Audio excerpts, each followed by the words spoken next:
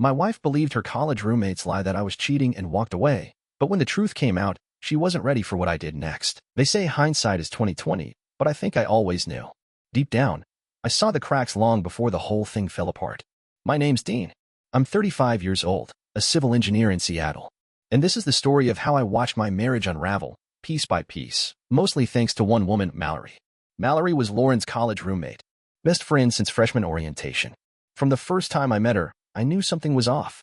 She wasn't outright rude, not at first, but her smile never quite reached her eyes when she looked at me. She was the kind of person who couched insults in humor, always with just enough sarcasm to keep you guessing. Wow, Lauren, you actually found a guy who knows how to use a level? Is he housebroken too? I used to laugh it off. At first, I thought she was just protective. I mean, Lauren and I were newly engaged when I met Mallory, and maybe I figured it'd blow over. But it never did. Planning the wedding should have been fun. It should have been something Lauren and I shared together. But Mallory inserted herself right away, venue tours, tastings, even our budget meetings. She had opinions about everything. Expensive ones. Oh my God, Lauren, she said once, holding up a blush pink invitation sample that looked like it belonged in a royal wedding. You're not seriously considering craft paper and twine, are you? This isn't a barn raising. I remember standing there, looking at Lauren, waiting for her to push back. To say, Dean and I already agreed on that design. But she didn't. She just laughed and said, "You're right, Mal. Let's rethink it." It was like that over and over again. Mallory wanted signature cocktails named after inside jokes I didn't get. She wanted a flower wall that would have cost more than our photographer. When I pointed out that it was excessive, Lauren just sighed and said, "Let's not make this a big deal, okay? It's just easier to let her have this. Let her have this." That phrase stuck with me. Every time Mallory crossed a line, Lauren would wave it off with a smile. "She means well," she'd say. "It's just Mallory being Mallory." But what about me? I started keeping score, not out of pettiness but self-preservation. Mallory making snide comments about my job. I could never date someone who works with dirt. Mallory forgetting to include me in group photos at the engagement party. Mallory telling Lauren she should postpone the honeymoon to attend her own cousin's wedding instead. And every time, Lauren chose to avoid the fight, to keep the peace. But it didn't feel like peace to me. It felt like betrayal with a smile. There was one night, 3 months before the wedding, I brought it up, really brought it up. We were sitting on the couch, and I asked Lauren, "Do you even notice how she treats me?" Lauren looked up from her laptop, barely blinking. "Mallory just has a big personality. You're being sensitive." "No," I said. "I'm being disrespected. And you're letting it happen." That was one of our first real fights. She got quiet, then defensive, then cold. We didn't talk for the rest of the night. And the next day, she acted like nothing had happened. The wedding went ahead. Mallory was maid of honor, naturally. She gave a toast where she referred to me as the guy who finally wore Lauren down. Everyone laughed. I didn't. Looking back, that was the first time I knew, really knew, that the foundation was shaky. And no matter how much cement I poured into it, Mallory was always there, chipping away at it like it was her full-time job. And Lauren? She handed her the chisel. It started with a knock at the door. A Sunday afternoon, nothing unusual. I was putting together a bookshelf, trying to enjoy one of my rare weekends off. Lauren opened it, and I heard that voice before I even saw her. "Hey, bestie. I know I look like hell. Don't judge me." I stood up, wiped my hands on a rag, and poked my head out of the office. There she was. Mallory. Puffy eyes, oversized hoodie, roller bag behind her, like some kind of sad Pinterest post come to life. "Mallory," I said, trying not to sound as annoyed as I felt. "Everything okay?" She sniffed. "My engagement's off. Tyler cheated. I couldn't stay in that apartment. It's full of his energy. You know." Lauren rushed to hug her. "Oh my God. Why didn't you call me sooner?" "I didn't know where else to go." That was a lie. Mallory had plenty of friends. But I kept that to myself. "Just for a few days," she said, dragging her roller bag across our hardwood floor like it belonged there. "I'll stay out of the way. I promise." The guest room wasn't even made up. I hadn't expected to need it. But Lauren was already pulling out clean sheets and throwing on the kettle. I stood in the hallway, silent, watching, processing. Later that night, I brought it up. "She's not actually moving in, right?" Lauren looked at me like I just kicked a puppy. "She's going through something, Dean. She just needs a little support." "I'm fine with her staying for a couple nights," I said carefully. "But we need boundaries. She can't just—" "I'll talk to her," Lauren interrupted. "It's temporary. You don't have to make it a thing." But it became a thing. Fast. By day 3, Mallory was treating the place like a crash pad with maid service. She never picked up after herself. Towels on the floor. Dishes left half-rinsed in the sink. And she blasted sad playlists in the shower like we were all supposed to be part of her breakup movie montage. By the end of the first week, she had repurposed my toolbox for what she called emotional art therapy. She'd taken my drill bits, actual, professional equipment, and was using them to screw bottle caps into driftwood. "Don't be mad," she said when I confronted her in the kitchen. "Art isn't supposed to be tidy. It's expression." "They were $80 bits," I said flatly. "And you dulled every single one." She looked at me, blank, then turned to Lauren. "You hear that? He cares more about his man toys than his fringe trauma." I turned to Lauren, waiting for her to say something. She didn't. "Lauren," I asked. "She's still healing, Dean. Maybe just let it go. Let it go." Again. I lasted 3 more days. The final straw came when I walked in from work and found Mallory sitting cross-legged on the living room floor, burning sage and rearranging my socket wrenches into a spiral. She called it alignment work. I dropped my bag. "All right. That's it." She looked up. "What?" "You need to leave, Mallory." Lauren walked in just as Mallory stood up. "Dina." "No," I said, holding up a hand. "I've been patient. I've been quiet. But this isn't working. I didn't agree to a roommate. This is our home. And I want it back." Mallory's face tightened. "Well, okay." Message received. She packed that night, making a show of it, tossing her things around, sighing loudly, muttering to herself like I'd kicked her out into the streets. Lauren barely spoke to me that night, but I didn't care. I finally stood my ground. For once, Mallory didn't get the last word. And for a brief moment, I thought that maybe, just maybe, Lauren would see what I'd been seeing all along, that this wasn't about being unsupportive. It was about having enough. Of her. It happened on a Tuesday. I got home a little earlier than usual, thinking maybe Lauren and I could grab dinner out, clear the air after the whole Mallory ordeal. She'd been distant, but not hostile, just quiet, like she was still sorting out how to feel. I figured giving her some space was the right call. Apparently, I was wrong. I walked into the apartment and found her sitting on the couch, not scrolling on her phone, not watching anything. Just sitting, staring at nothing. "Hey," I said, dropping my keys in the dish. "You all right?" She didn't answer right away. Her eyes tracked me slowly, like I just interrupted something heavy in her mind. "What's going on?" I asked. Finally, she spoke. "Where were you Saturday?" I blinked. "Saturday." She nodded, calm but cold. "Around 3 in the afternoon." I thought for a second. "I was at the lumber yard. I needed materials for the porch job in Shoreline." "Why?" Lauren looked down, fingers twisting a throw pillow in her lap. "Mallory said she saw you." My chest tightened. "Okay. Where?" "In a cafe parking lot. Off Aurora. She said you were with some woman. Blonde. Laughing. She said it looked intimate." I just stared at her. For a second, I was too stunned to even speak. "You think I'm cheating on you?" I asked slowly.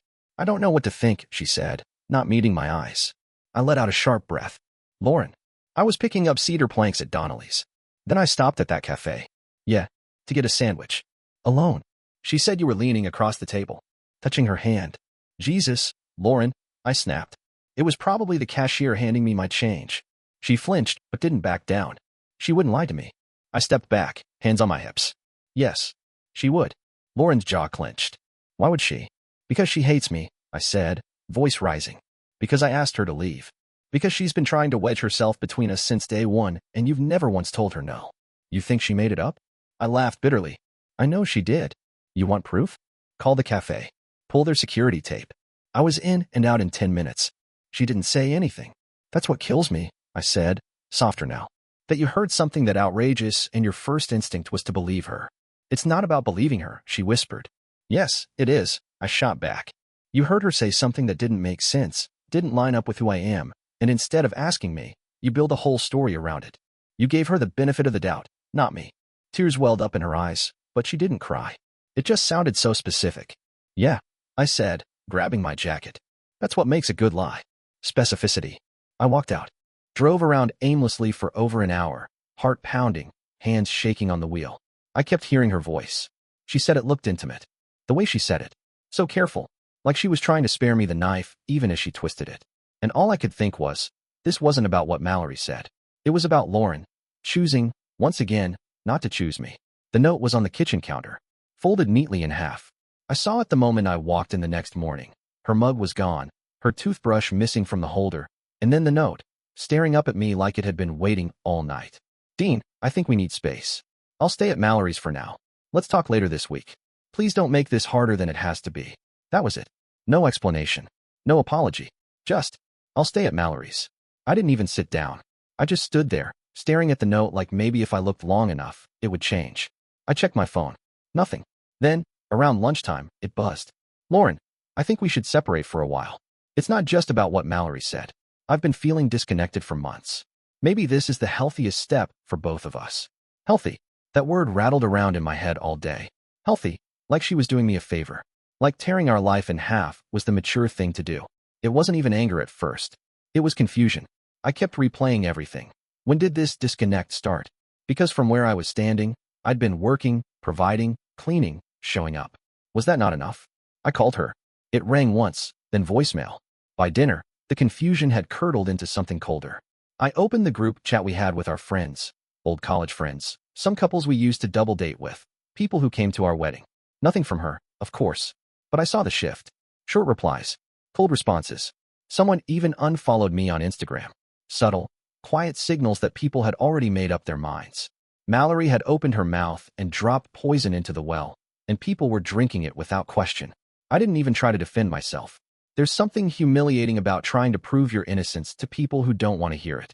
And besides, the one person who should have stood by me, who should have known me, was gone, staying at the house of the person who'd done the damage. That night, I sat in the dark with a beer, staring at the photo shelf above the TV. Us in Maui. Us at the pumpkin patch. Her in my hoodie on the balcony, laughing into her coffee mug. Years of memories. And now, erased by a lie. A single accusation that somehow outweighed everything I'd ever done right. But even in that fog, something settled in me. A line. A quiet understanding. I wasn't going to chase her. I wasn't going to fight for someone who wouldn't fight for me. Let Mallory win. Let them all believe what they wanted. I still had my name. My dignity. And no one was taking that from me. It had been 3 weeks since Lauren left. 3 weeks of silence, save for the occasional logistical text. Can I come by to grab my coat? Or did I leave my yoga mat there? Each message was colder than the last, like we were colleagues dividing office supplies after a layoff. I'd stopped expecting any kind of reckoning. Whatever Mallory had said, whatever story she'd spun, it had stuck. And Lauren had made her choice. Then one night, I got a message from an unknown number. Claire M. Hey, this is Claire. I used to know Mallory pretty well. Mind if I talk to you about something? At first, I thought it was a scam. Then I remembered Claire. She and Mallory had worked together for a couple years, same PR firm, same social circle. We'd met once at a Christmas party. She'd seemed sharp, unimpressed with Mallory's nonsense. I replied, me sure. What's this about? Claire M. Can we meet in person? I think you'll want to see something. And I don't trust sending it over text. We met at a bar in Capitol Hill the next day. She was already seated when I walked in, scrolling through her phone with this look on her face, half disgust, half reluctant satisfaction. You look like someone who's about to deliver a bomb, I said, sliding into the booth. She smiled faintly, more like defuse one. She pulled up her phone and turned it toward me. Text messages. A whole thread. Mallory's name at the top. I started reading. Mallory. LOL, I told her I saw Dean with some blonde at that cafe near Aurora. You should have seen her face. Priceless. Claire. Wait, are you serious? You made that up? Mallory. Of course I did. The guy was acting like a jerk. Had to remind him who's in charge. Besides, Lauren's always believed me over everyone. Why stop now? I stared at the screen, rereading it like it might vanish. But it didn't. The timestamps, the tone, it was all real. Claire slid her phone back. I saved the thread. Screenshots too, in case she deletes it. I sat back, trying to catch my breath. Why are you showing me this? She hesitated. Because it's wrong. Because I know Mallory. And I've seen her pull this kind of thing before. But this time, it wasn't just petty office drama. It was personal. It ruined something. I didn't realize I was gripping the edge of the table until my knuckles ached. She laughed about it, Dean, Claire added. She actually laughed about how easy it was to convince Lauren. Called her emotionally lazy. Said she'd always been easy to steer. I felt something burn low in my chest. Not anger, not yet. Just clarity. Can you send me those screenshots? I asked quietly. Already in your inbox, she said, sliding her phone across the table to confirm. I didn't say much after that. Just thanked her. She nodded, like she understood. Maybe she did. That night, I sat at my kitchen table, scrolling through the images again. Each one another nail in the coffin of my marriage. But this time, it wasn't confusion or heartbreak I felt. It was resolution. I finally had the truth. The thing I'd begged for. The proof that everything I'd endured hadn't been a misunderstanding or a slow drift. It had been sabotage. Cold. Calculated. And now, it was time for Lauren to see it too. I asked her to meet me at Green Lake Park. Neutral ground. Public, quiet, familiar. We'd gone there 100 times during our first year together. Walked the loop, fed the ducks, split thermoses of coffee on cold mornings. She showed up 10 minutes late, wearing sunglasses even though the sky was overcast. Her posture was guarded, arms crossed, like she was walking into a courtroom instead of meeting her husband. I stood when she approached. Hey, hey, she said, flat, cautious, like she wasn't sure what I wanted. We sat on a bench near the water. People jogged past us, dogs barked in the distance, but it all felt muted. Like the only sound in the world was the space between us. I won't take up much of your time, I said, but I need you to see something. She looked at me for the first time, really looked. There was exhaustion in her face. And maybe something else, guilt, maybe, regret. I couldn't tell. I pulled my phone out and opened the email Claire had sent me. Then I handed it to her. She hesitated, then took it. At first, she scrolled slowly, then faster, then slower again. Her fingers trembled a little, and when she reached the message where Mallory called her emotionally lazy, I saw her jaw clench. She read everything. Twice. Didn't speak. When she finally looked up, her sunglasses were in her hand. Her eyes were wet. She lied, she whispered. I nodded. She lied about everything. Yeah, I said. And you believed her. She blinked rapidly, looking down at her lap like the shame was physically weighing her down. Dean, I didn't know. I thought I was protecting myself. I thought I was being careful. No, I said, not harshly. You were being passive. You let her steer you because it was easier than standing up to her. Easier than trusting me. She swallowed hard. I'm sorry. It was the first time I'd heard those words from her in a long, long time. I should have come to you first, she continued. I should have asked. I should have known better. You did know better, I said quietly. But you didn't act like it. A tear slipped down her cheek, and she wiped it away quickly, like she didn't feel she had the right to cry in front of me. I miss you, she said, her voice cracking. I miss us. I thought maybe if we just took space, we could figure things out. But now, I don't even know where to start. I took a breath. I believe that you're sorry. And I believe you didn't mean for any of this to happen. But Lauren, this wasn't just a mistake. You didn't just trust the wrong person. You trusted her over me. Repeatedly. She nodded slowly, not arguing.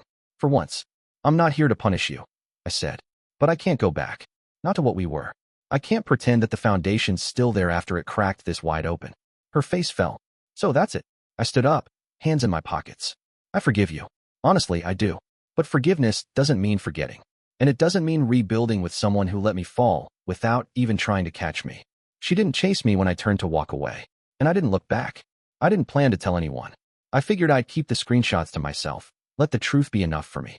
But the silence, the judgment from people who once called themselves our friends, started to gnaw at me.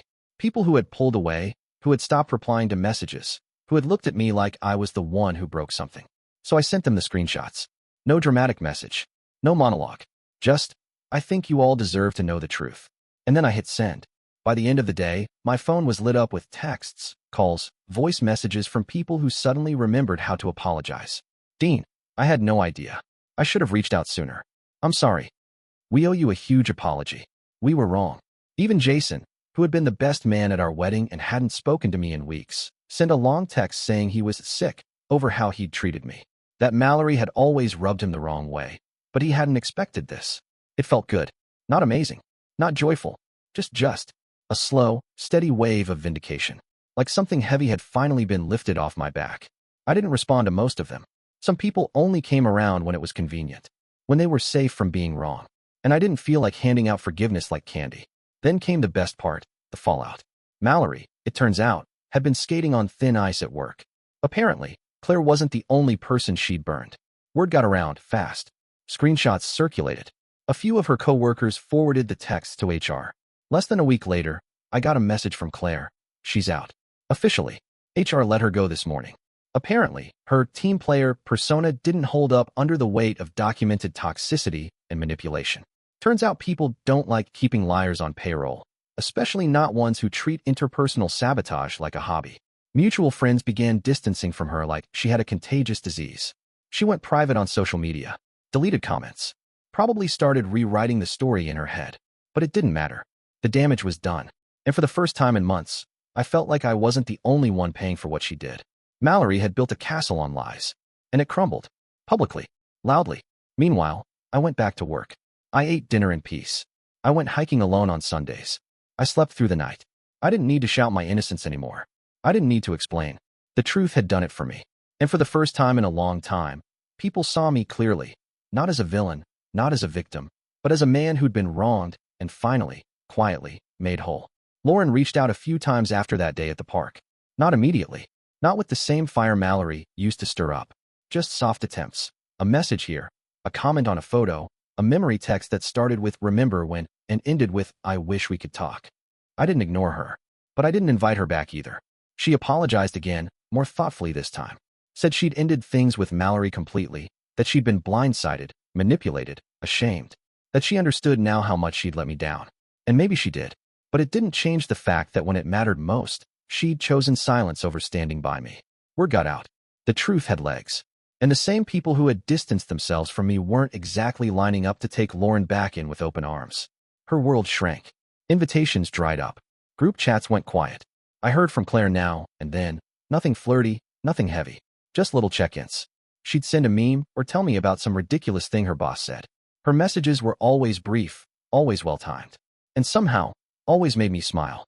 We grabbed coffee once, maybe 2 months after everything came out. No expectations, no pressure. Just two people who had been dragged into the same storm and managed to walk out on the other side. Claire never talked about Mallory unless I asked.